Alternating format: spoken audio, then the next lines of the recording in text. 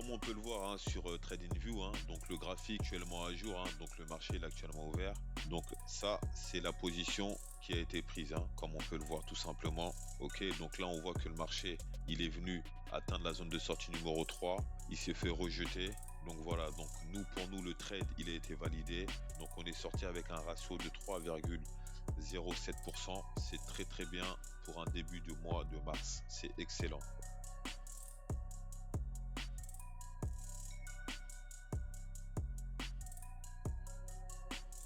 Bonjour et bienvenue.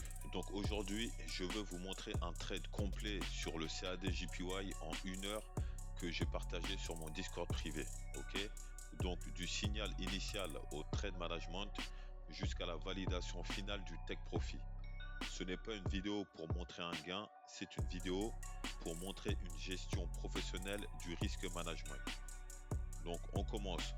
Donc actuellement, la paire de devises, on est sur du CAD-JPY, ok, on est sur du 1 heure. Juste en dessous, on a le stop loss à mettre dans MT5. En dessous, on a le stop loss à mettre dans le calculateur de position. Ensuite, nous avons le take profit juste ici. Le type de position, ok, c'est un achat. Le risque ratio récompense, on est sur du 3.07.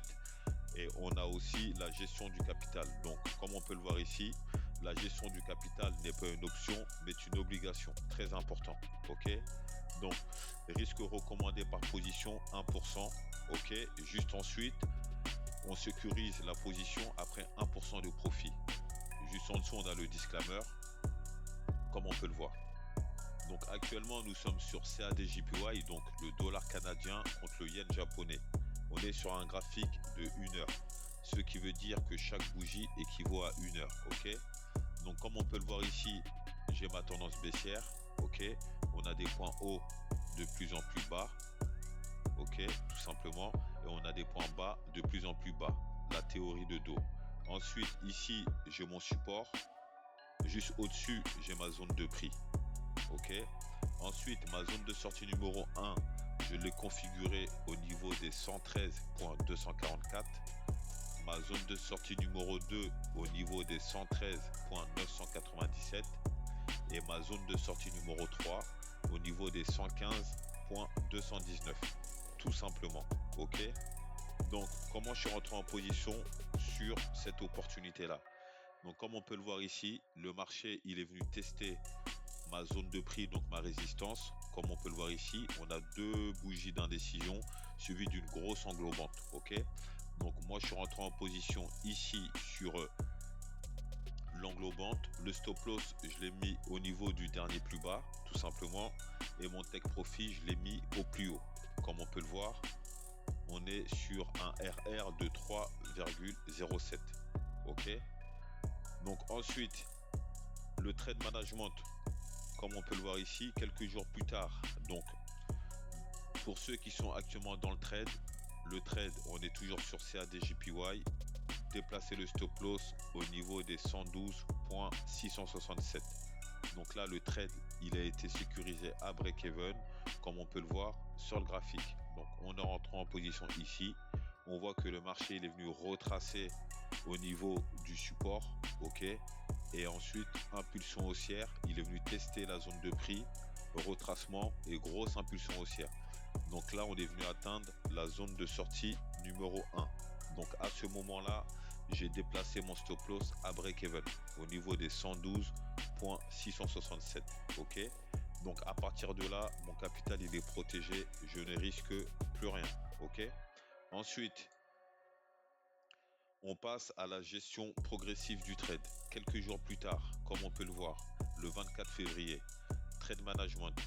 Donc pour ceux qui sont actuellement en position, la paire de devises inchangée, on est bien sur le CAD-JPY.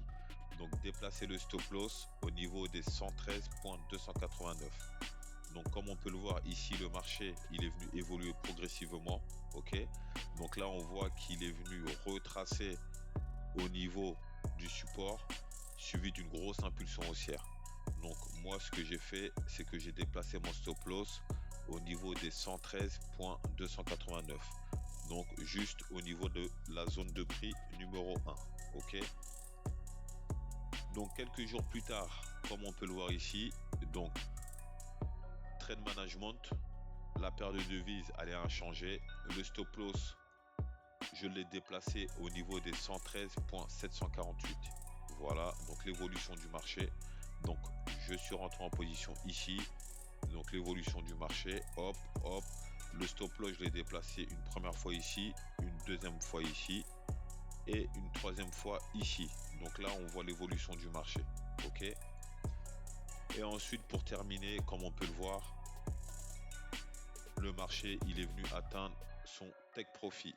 Comme on peut le voir ici, il est venu atteindre la zone de sortie numéro 3. Donc la structure a bien été atteinte, le plan il a été respecté, le scénario a bien été respecté. Donc take profit final 3,07%. Ok. Donc je le dis, le point le plus important, ce n'est pas les 3,07%. Ce qui est important, c'est que le risque, il a bien été contrôlé, comme on peut le voir, hein. Le risque, il a bien été contrôlé. La gestion du trade, elle a été mécanique et le stop loss a été déplacé intelligemment. Le premier stop loss, il était déplacé ici, le second stop loss ici et le troisième stop loss ici. C'est simple. Donc, même si le marché était revenu à break-even, par exemple ici, je serais quand même sorti en positif, ok. Donc la conclusion du trade, donc le trading, ce n'est pas une question de chance, hein, on le sait tous, c'est une structure claire, une gestion du trade claire, une discipline d'acier et le risque doit être mesuré, contrôlé et calculé, ok. Donc CADJPY, c'est un vrai exemple. Donc si vous voulez voir comment je partage mes analyses en temps réel, tout est publié dans mon Discord privé, ok. Donc les entrées des trades, les mises à jour, le trade management, tout est transparent. Comme vous pouvez le voir sur le Discord, hein, tout est transparent avec les dates, les screenshots des trade management, tout est affiché, tout est transparent à 100%, ok. Donc on se retrouve pour une prochaine analyse. Pensez à liker la vidéo, à lâcher un commentaire sous la vidéo et je vous dis à très vite pour de nouvelles opportunités.